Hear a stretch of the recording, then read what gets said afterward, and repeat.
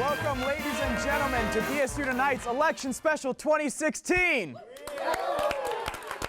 This is our last episode before the 2016 general election, so be sure to tune in next week as well because it will probably be a lot less depressing. In fact, you know what? I think we all deserve a round of applause for just making it as long as we have through this campaign season. So go ahead, let's clap for ourselves and for me, of course. And there's a lot going on right now, and we don't have much time until the election, so let's dive right in. For starters, Hillary Clinton and her emails are in the news once again this week after FBI Director James Comey sent a letter saying there was more to be investigated. He didn't specify what was being investigated or how or really anything about it, which is the equivalent of him just saying, "Hey, I have news," which I don't know how that seems to you guys, but that seems to me like the type of thing like an ex-girlfriend would call you about at 2 a.m. and you're like counting the months like, okay, we're at 10, we're good. Clinton, of course, is not the only one making headlines. With Obamacare's premiums going up, it's starting to leave a really bad taste in some Americans' mouth, and they don't have dental for it.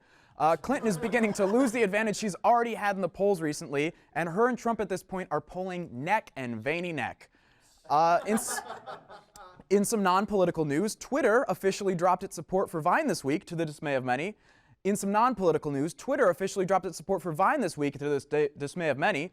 In some non-political news, Twitter dropped its support for Vine this week, to the dismay of many. Back to politics, though. Police in Ohio were investigating reports that a massive amount of manure had been dumped right outside the door of the local Democratic headquarters. Apparently, some concerned citizens called in, not knowing where the pile of manure had come from. However, after a little bit of investigating, Miss Wasserman-Schultz's friends came forward and said she had had a rough night and they thought she'd be safer there. Of course, with Clinton having lost her very solid lead in the polls, the idea that these are our two candidates is just really starting to sink in. I don't know about you, but it really makes me yearn for someone better, a better option. I don't know, I feel like there's got to be a better candidate out there somewhere, someone accomplished beyond his years. Maybe someone a little bit younger than our current candidates, you know, someone with a little bit more sex appeal. Oh, an African American too. How cool would that be to have 12 years of that on the books? I mean, I feel like this man is already out there. A man who has a way with words, someone who's won awards, even if everyone didn't think he maybe deserved it. A Chicago native, a father, a man whose wife is just as accomplished as he is to the point where they've almost formed this cult of personality. A man who's truly dedicated his life to his work. A man who doesn't take shit from Taylor Swift. Ladies and gentlemen, Kanye West is the president we deserve. Other political news, the Dakota Access Pipeline has been making news this week. Some Native American protesters have been somewhat violently removed by police and security guards from the private property that they were protesting on. And I mean, I understand where the guards and police are coming from. If someone just showed up and started occupying my land like they own the place, man, I'd be pretty pissed too. And the Dakota Access Pipeline has actually made further news with actress Shailene Woodley getting arrested for protesting along with the First Nations people. And a lot of people were actually kind of outraged by this. They thought that she didn't deserve to be arrested, but I personally find it justified. Well, on a political level, I do support her right to protest for a pretty good cause.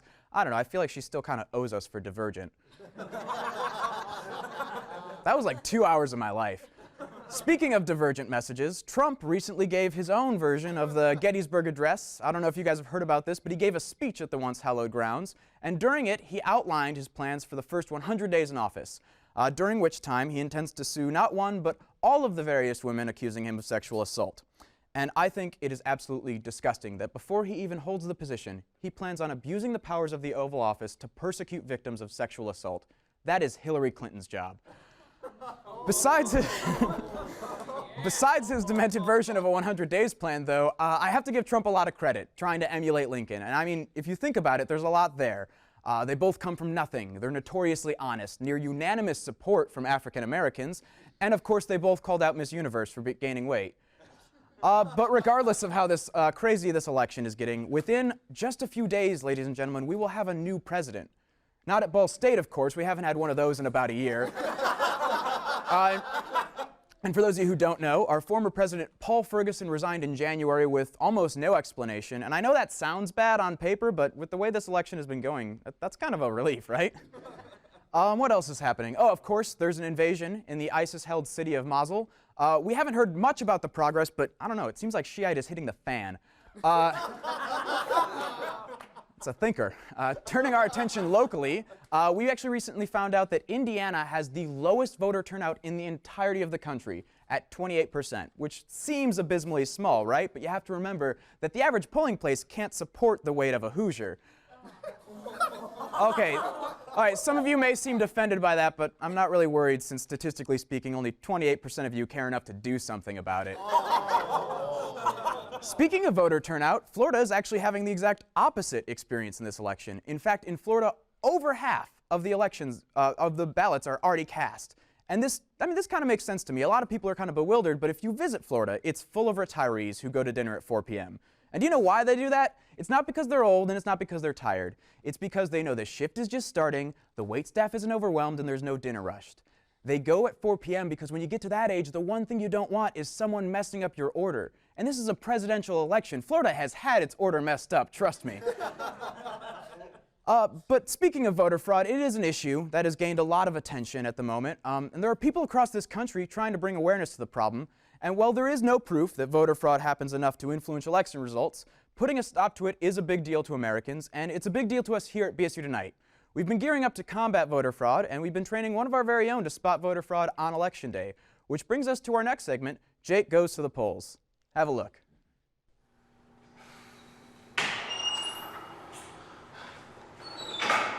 Oh, hey, where are you going? Oh, I'm going to the polls.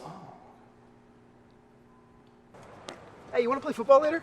No, I gotta go to the polls. Oh, okay. Hey Jake, how's it going? Good. How are Doing classes? Good. So are we hanging out tonight? No, I'm going to the polls. Oh, gotcha. Hey, do you want to go study at Bracken? No, I actually gotta go to the polls.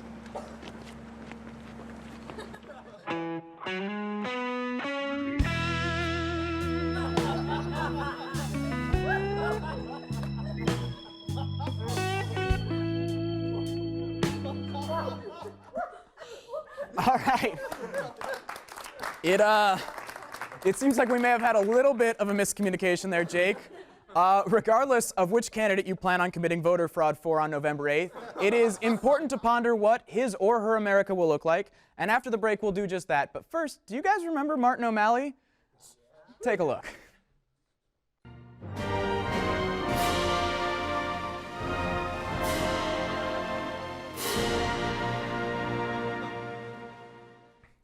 How have I been doing since I dropped out of the presidential race? Well, fantastic, actually. After I dropped out, I sort of took a break from politics for a while and started to make time for myself. All the stress just kind of melted away after that. Sure, I attended the DNC, but come on. I had my sleeves rolled up. I was just there to hang out. I'm Martin O'Malley, and I approve this message. Good for Martin O'Malley. He's a lot better than we deserve anyway. Speaking of people that are better than we deserve, I know a lot of you are probably still mourning what is now the twisted, burning wreckage of Bernie Sanders' campaign, but don't get too down, because there's still a chance he could run again in 2020 if Trump's elected. And, I mean, if Clinton wins, then it might not be until 2024, and for those of you who are curious what that'll look like, here's a little taste. But that's not real just yet. What is very real, however, is the choice that lies before us as we try to figure out which of these two candidates will be the least terrible for future America. Which brings us to our next segment, My Future Americans. We actually have a very exciting development from our top BSU Tonight scientist, but I'll have him explain it for himself. Ladies and gentlemen, please give it up for Mr. Nicholas Science Guy. Nikolai, great to have you on the show. Yes, hello, Bill. Hello. I am here to influence outcome of U.S. presidential election for greater good of my motherland. All right, awesome. It's really great to have another proud American doing his civic duty. Yes, I am a proud American.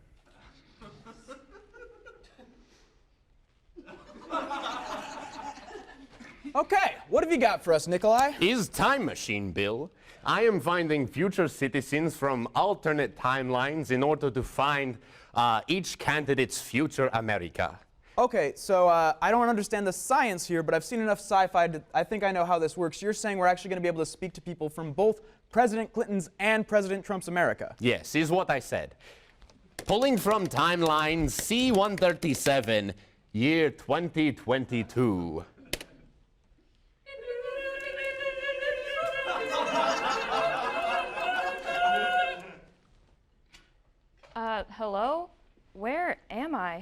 it's 2016. You are in the past. You're on TV, so have a seat. We brought you here to talk about the presidential election. So, who is going to be elected president? What? Who is president of the United States? Oh, 2016 was Clinton. Okay, well, that actually sounds fairly realistic. What's President Clinton like? Oh, we actually don't know much about President Clinton. She's a woman of many secrets. All right, well, some things never change.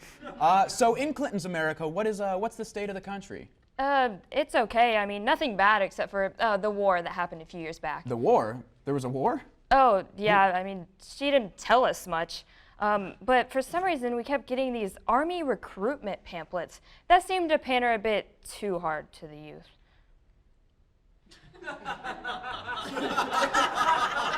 All right, well, that's very LOL and very familiar. Well, thanks for visiting us. We've got a lot of people to get through and not much time wait, before how the do I election. get back? Goodbye. You go now. Goodbye. Goodbye. Nikolai, could you please bring the next person? Pulling from timeline, Epsi boobly bad hombre meow meow.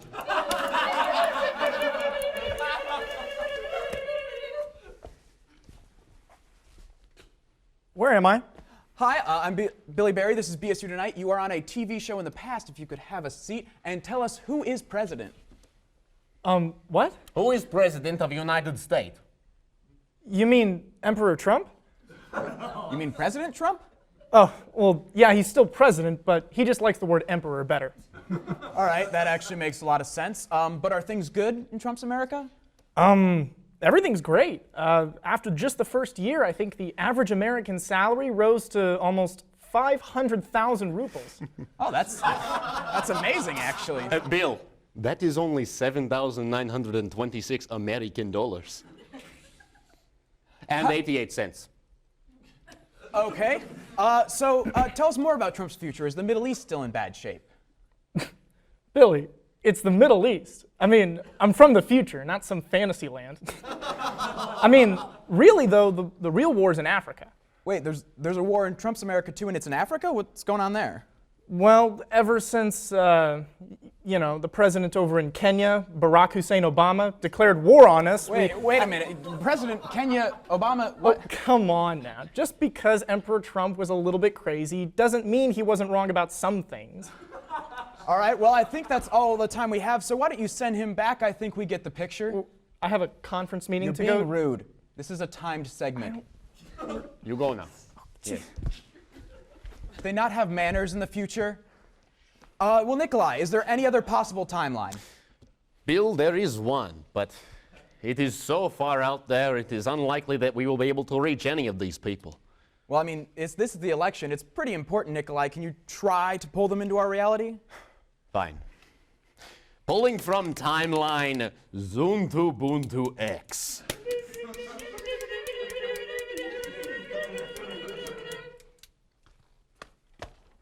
Where am I? I was just, Who is president of the United States? president. We haven't had a president in years. You guys know that, right? I'm sorry, I should cover this. You are in 2016. We have a time machine. You were on a show, BSU Tonight, and I don't know why. I feel like I should just tell you this. Weed is illegal here. That's cool. So, who is president of the United States? Or you don't have one? No. Yeah, we decided a couple years back that we were just going to start turning in empty ballots. We realized that having a president was kind of a thing of the past. Every time there's an issue that comes up for like a vote, we text in our vote. Okay, I mean, that sounds kind of cool, but how would that actually work? You need presidents to make decisions, to represent you to the rest of the world, to protect your best interests. Well, not really. If I remember correctly, Ball State hasn't had a president for like months, and you guys are doing like fine. All right, well, I think we have different definitions of fine. Nikolai, should we send our guests back to their respective timelines? Yeah. Bill, I only know how to get them here. I have a ferret. Butspakoyen. All right, well, I'm sure we can figure out something. He's a pretty smart guy. There are many paths our country could have gone down had things happened differently, and I feel like we've all but forgotten about some of the people from the presidential contenders from this time last year. Like Jeb Bush, what's up with that guy? Could you imagine if, Republicans, could you imagine if this was your candidate? Like, what would that be like? Like, Oh, yeah, I just went up to her. I grabbed her right by the hand and kissed her on the cheek. You can do that when you're famous. Let's take a look at what he's been up to.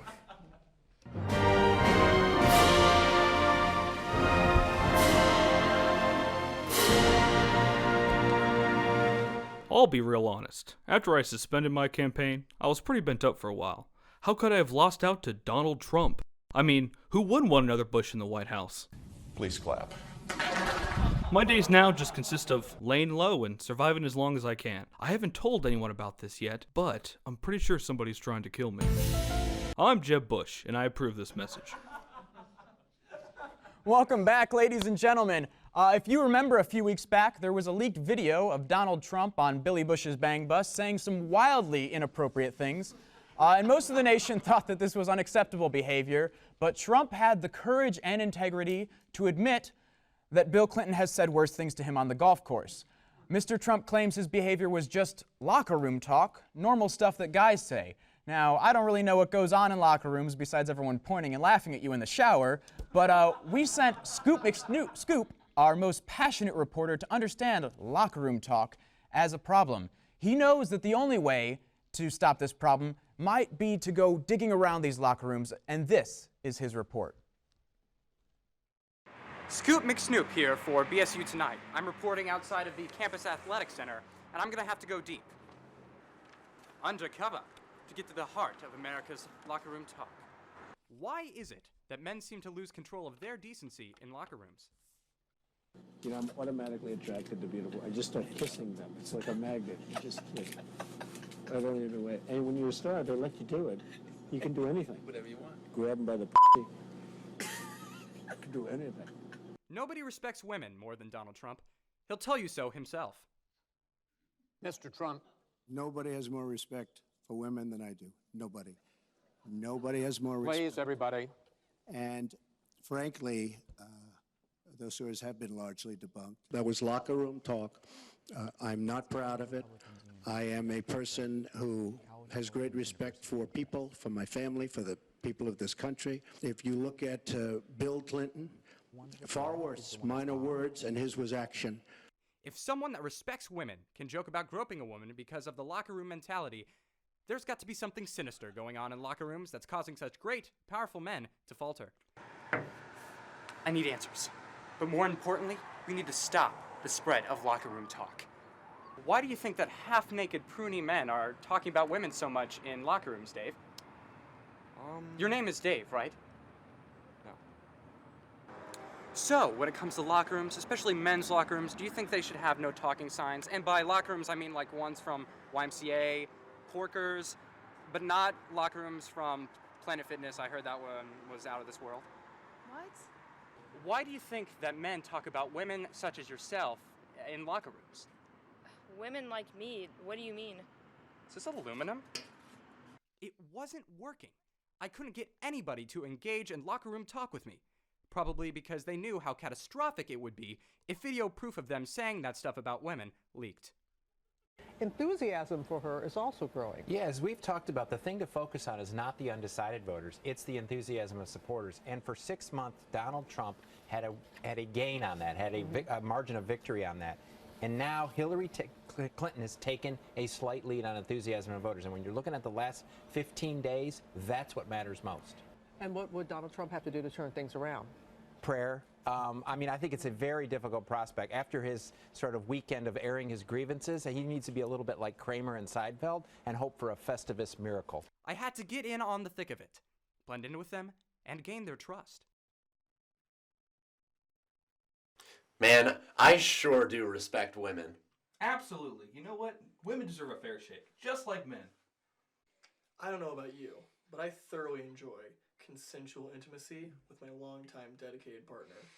I think it's fair to say that I enjoy it myself, but only if she's okay with it, of course. You know, I think of her as a human and a friend first and foremost. You know, if you don't mind me asking, has your wife lost weight? She looks healthy and great. Hey, I don't care that this is a locker room. We as men cannot talk like this. Everyone, get out of the locker room, now. Let's go, come on, continue. Does anybody have any pert? I like to think that we stopped locker room talk for today. Now it's your job. Make a difference. Stop locker rooms everywhere. So, now, I think it's time for this reporter to go jazzercise in his sweatsuit. This has been The Scoop. Welcome. Welcome back, ladies and gentlemen, and thank you, Scoop, for that riveting investigative journalism. I am here with Anthony Cook from the BSU College Republicans and Joe Clabough from the BSU University Democrats. Ladies and gentlemen, let's give it up for our guests.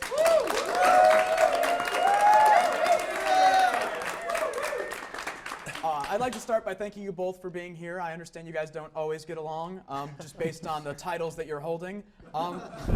So starting off, what first got you guys involved in your respective clubs? Did you join like right when you came to college, or is this like a election year thing for you guys? No, actually, I think I first got involved sophomore year, so about 2 years ago now. It was just, it was a club that I had, interested in just because of my personal beliefs. Checked it out and then been going ever since. And you? I got involved my freshman year and have continued to remain involved, and now I serve as chairman of the organization. Oh, okay, so have you guys always been involved in politics, or was this just kind of an interest you had when you came to college? I guess if you want to answer this one first too. Yeah, no, it kind of something I've always had. Late high school, kind of picked it up after my father and just got really involved college. You? My parents started me very young. I called into the Sean Hannity show in 5th grade. So, okay, so yes, you've always been a Republican. I was raised right. All right. You should be hosting the show. And so were you always a Democrat too then, or is this kind of like a phase for you? No. No. No, so I started out on the left. Unfortunately, my dad now is starting to hit his old age phase where he's becoming a bit Anthony-like. Okay, so obviously you two are both involved in an on-campus organization for politics. Do you guys feel it's important for people our age to get involved in politics, and why exactly? Like, I'm assuming you both kind of have some message for that. Absolutely, I think it's super important for young people to be involved. All of us at the college level, we can vote, and I think a lot of people forget that all these issues, everything that's happening right now, whether it's national, state, or even local, it all matters. It all matters to every single one of us and affects us in some way or fashion. Yeah, I completely agree. I mean, millennials and just young folks in general make up such a large part of this country. And, if we just don't turn out and vote, that means that so many Americans essentially aren't voicing their opinions on not just candidates, but issues themselves that, have long-lasting effects. All right, you guys weren't supposed to agree on that, so now we have to rewrite the episode. But so obviously earlier in the episode we mentioned that Indiana kind of has a really low voter turnout. I mean, what do you guys? Are you both from Indiana initially? Are you both voting in Indiana this election, or are you guys either of you guys from Illinois, or one of those people on that side of the border? I'm a registered Indiana voter. Same here. All right, it'd be a little bit embarrassing if you guys weren't. So what do you guys think about the voter turnout? Do you think we could be doing better, or is that kind of what you've come to expect from Indiana? I was shocked. I think with the selection of Mike Pence as the next vice president, because Trump's going to win, I think you'll see a huge increase in that percentage. I hope so. Yeah, because I like Mike. Yes. Speaking of Pence, do you guys feel that we focus as a culture or as a community too much on the presidential election? I know you kind of mentioned earlier how the down ballot races kind of get downplayed. What are you guys' thoughts on that? Yeah, I would definitely say, I wouldn't say that we put too much focus on it, but I definitely think that we lose sight of the less sexy political races, the ones that can definitely affect our day-to-day lives more than just the executive. And so, is this both of your first presidential elections that you're able to vote in? Mine, yep. This is my second. Oh, okay, so he's got one up on you already. Yeah. And then, obviously, a lot of people are fairly lukewarm about the current candidates. Not many people thought that this would be the election we were having. Did either of you guys have another horse in the race, someone you would have rather seen be your party's nominee, or were you with your current candidate kind of from the beginning? Originally, I was feeling the burn, you know, but I definitely kind of got on the whole "let's write in Joe Biden" movement for a little bit. But the whole time, I always kind of thought it would be Hillary. I was thinking the Clinton-Bush rematch. Right, that would have been a good sequel. Yeah. Round 2. Bush Clinton 2, Electric Boogaloo. And then Anthony, were you originally a Trump supporter? Or I have been a passenger on the Trump train since day one. Oh, okay, that's impressive. Not a lot of people were. There are very few of us, Ben. So speaking of people who were possibly could have been president earlier in the election, a lot of people have kind of almost forgotten about him by this point. We actually figured we would catch up with our good old pal Ted Cruz in our next segment of Where Are They Now? Take a look.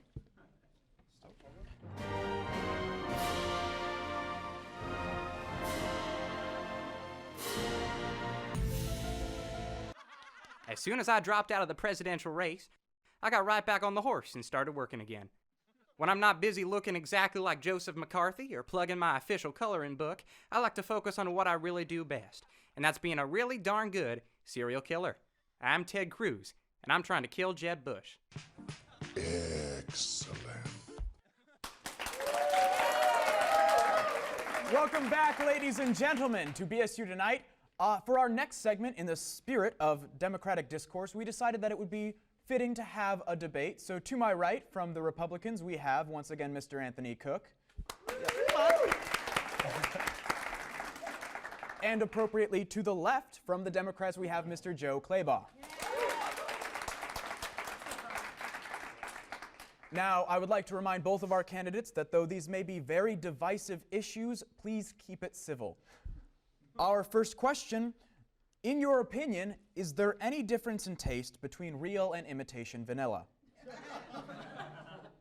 Let's start with you, Mr. Clabough. You know, I think when you're talking about vanilla, the important thing you have to remember is that it's best served with a spoon. And I want to give you that spoon, America. All right, appropriate for a debate, did not actually answer the question. Over to you, Mr. Cook. He's wrong. Wrong. Well, this is turning out strikingly similar to the real ones. For my next question, a topical issue right now. In your opinion, who is going to win, Cubs or Indians? Mr. Cook, let's start with you. Cubs, of course. We've got to root for the underdog. Trump is the underdog. The Cubs are going to make America great again, as is Trump. All right. And you, Mr. Clabough? The thing I like about the Cubs is that they aren't the Indians, which, let's face it, this is a non-PC team. They need to change their logo now. But I'm just kidding. Believeland. You both misunderstood the question. I was speaking about grizzly bears versus Native Americans, but let's move on. Do you consider JJ's to be a real restaurant on par with Subway, or is it more just glorified catering? Let's start with you, Mr. Clabough. Subway all day. Last time I was in Jimmy John's, they've messed up my order. I find that their sandwiches are just generic, things that I could make at home. So it's glorified catering, to say the best. Compelling argument, Mr. Clabough. And you, Mr. Cook. You know what? There really is only one way to answer this question. Joe was just wrong. He's just absolutely horrifyingly wrong. Jimmy John's is a real restaurant. All right. And for our next question, are any of us truly innocent? Oh, nope, that one's from the Dream Journal. Is public urination ever okay? Let's start with you, Mr. Clabough. I would say, shout out to my old roommate Brevin. He would say it's a yes. That guy, he could pee and walk, which really says something. A little bit too much. And you, Mr. Cook. That's a skill I don't possess, so I would say probably not. All right. And for our next question, in a fairly fierce race, Taco Bell and McDonald's both offer breakfast items now. Which of the two is superior hangover food? Let's start with you, Mr. Cook. I would say McDonald's is probably the hangover food. Taco Bell is typically what you get pre-hangover. That's the 4 o'clock in the morning purchase that stimulates the economy. Taco Bell will give you a hangover. And you, Mr. Clabough? McDonald's for the hangover, Taco Bell for the high.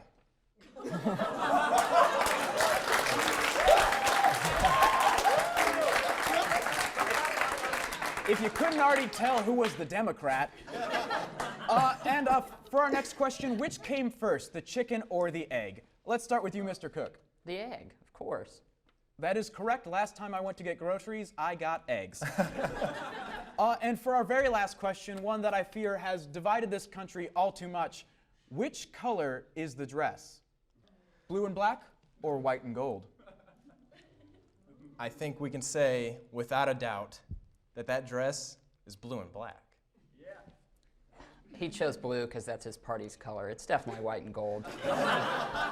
Lies. Well, you guys might not be able to tell it, but the tension here, you could cut it with a knife. So why don't we just take a moment, let's just breathe, and why don't you guys check out this next package? Why won't he release his tax returns? And I think When she releases her 33,000 emails that have been deleted. Where I could stand in the middle of Fifth Avenue and shoot somebody and I wouldn't lose any voters, okay? I don't know who created Pokemon Go, but I'm trying to figure out how we get them to have Pokemon go to the polls. He referred to my hands. If they're small, something else must be small. I guarantee you there's no problem. And when you're a star, they let you do it. You could grab them by the... It's just awfully good that someone with the temperament of Donald Trump is not in charge of the law in our country. Because you'd be in jail. Excuse me. No, get those lights off! Off! Do. Secretary, In fact, you I've have no written plan. And what is Aleppo? You're kidding. No. Maybe because you haven't paid any federal income tax for a lot of years. Chaos in the streets at a Donald Trump rally. Tonight's rally will be postponed to another date. Is it fun to be at a Trump rally? Is this the greatest? Please clap.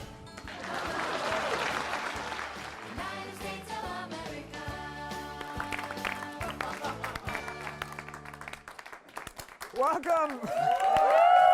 Welcome back, ladies and gentlemen. We have had a great night. I hope you guys have.